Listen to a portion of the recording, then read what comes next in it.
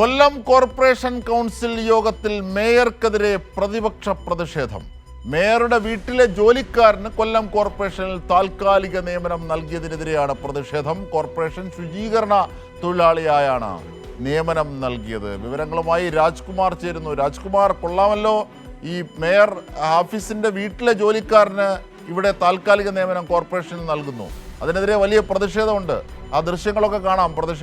പ്രതിപക്ഷം ഉയർത്തുന്നു. എന്തൊക്കെയാണ് വിവരങ്ങൾ? അതെ, ഇന്നിപ്പോ രാവിലെ കൗൺസിൽ യോഗം ഉണ്ടായിരുന്നു. കൗൺസിൽ യോഗത്തിന് തൊട്ട് മുമ്പ് ഇവർ പ്ലക്കാർഡുകൾ ഇതില് ഈ മേയറുടെ അഴിമതി, മേയറുടെ അനധികൃത നിയമനം ഇത് ആരോപിച്ചുകൊണ്ടുള്ള ഇതിന്റെ ഈ പ്ലക്കാർഡുകളുമായിട്ടാണ് ഇതിന്റെ നോട്ടീസുമായിട്ടാണ് ഇവർ പ്രതിഷേധ പ്രകടനമായി ഈ കൗൺസിൽ ഹാളിലേക്ക് അരച്ചു കയറി. അവിടെ ഈ ചേംബറിലേക്ക് കയറിയും ആ പ്രതിഷേധം തുടർന്നു.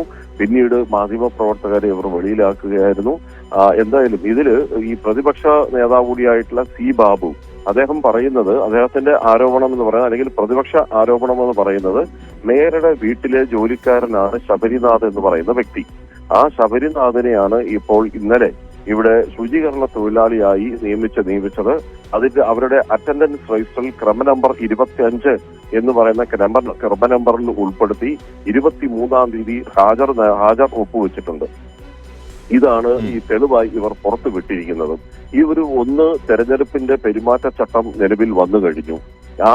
ഇത് വന്നു കഴിഞ്ഞാൽ ഇവിടെ സർക്കാർ ഓഫീസുകളിലായാലും ശരി, പൊതുമേഖലാ സ്ഥാപനങ്ങളിൽ, തദ്ദേശ സ്ഥാപനങ്ങളിലോ ഒരിടത്തും താൽക്കാലികമോ അല്ലെങ്കിൽ സ്ഥിര നിയമനങ്ങളോ പാടില്ല എന്നാണ് ഇതിന്റെ ചട്ടം. അതേസമയം അത് ഒരു ഭാഗത്ത്, മറുഭാഗത്ത് ഒരു തദ്ദേശ സ്ഥാപനത്തിൽ, അത് മുനിസിപ്പാലിറ്റി ആണെങ്കിലും പഞ്ചായത്താണെങ്കിലും ബ്ലോക്ക് പഞ്ചായത്താണെങ്കിലും ജില്ലാ പഞ്ചായത്താണെങ്കിലും കോർപ്പറേഷനിലാണെങ്കിലും ശരി, ഒരു താൽക്കാലിക സ്റ്റാഫിനെ ഏത് വിഭാഗത്തിലേക്ക് എടുക്കണമെങ്കിലും അത് കൗൺസിലിന്റെ അംഗീകാരം വേണം, അഭിമുഖം നടത്തണം. അത് കഴിഞ്ഞ് അതിന്റെ ടെക്നിക്കൽ ഇതെല്ലാം കഴിഞ്ഞതിന് ശേഷം മാത്രമായിട്ട് നിയമനം നടത്തേണ്ടുന്നത്. ഇത് മുഴുവനും അട്ടിമറിച്ചുകൊണ്ട് ഇക്കാര്യത്തിൽ അദ്ദേഹത്തിന്റെ വീട്ടിലെ ഒരു ജോലിക്കാരന് ഇവിടെ ജോലി നൽകി. അതായത് മേയറുടെ വീട്ടിലെ ജോലി ചെയ്യുന്നതിന് കോർപ്പറേഷൻ വക ശമ്പളം. ഇതാണ് പ്രതിപക്ഷത്തിന്റെ ആരോപണം. ആ ആരോപണം ഉന്നയിച്ചുകൊണ്ടായിരുന്നു പ്രതിഷേധം. അല്പസമയത്തിനകം മേയർ മാധ്യമങ്ങളെ ഇപ്പോൾ പുറത്താക്കിയിട്ടുണ്ട്. കൗൺസിൽ ഹാളിൽ ഈ പ്രതിപക്ഷ ആരോപണത്തിന് മേയർ മറുപടി നൽകും.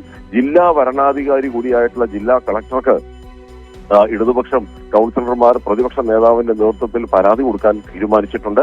ആ പരാതിയിൽ നടപടി സ്വീകരിച്ചാൽ ഒരുപക്ഷെ മേയർക്ക് ഈ സ്ഥാനം രാജിവെക്കേണ്ടി വരും. അദ്ദേഹത്തിന്റെ കൗൺസിൽ സ്ഥാനത്തിന് വരെ അതൊരു ഭീഷണിയായി തീരുകയും ചെയ്യും.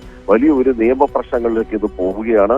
ഈ ഒന്നാമത്തെ കാര്യം, രണ്ടുപേരുടെ ഒരു മഹാഭൂരിപക്ഷമൊന്നും കൊല്ലം കോർപ്പറേഷനിൽ UDF ഇല്ല.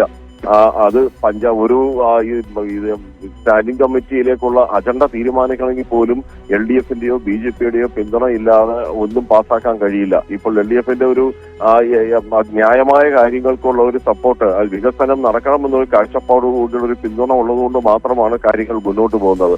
ഇതെല്ലാം നിൽക്കുമ്പോഴാണ് എല്ലാവരെയും, നിയമവ്യവസ്ഥയെയും തെരഞ്ഞെടുപ്പ് ചട്ടങ്ങളെയും അത് മുഴുവനും വെല്ലുവിളിച്ചുകൊണ്ട് കൊല്ലം മേയർ AK ഹഫീസ് അദ്ദേഹത്തിന്റെ വീട്ടിലെ ആളിന് ഇവിടെ കൊല്ലം കോർപ്പറേഷനിൽ ശുചീകരണ തൊഴിലാളിയായി ജോലി കൊടുത്തു എന്ന് പ്രതിപക്ഷം ആരോപിക്കുന്നത്.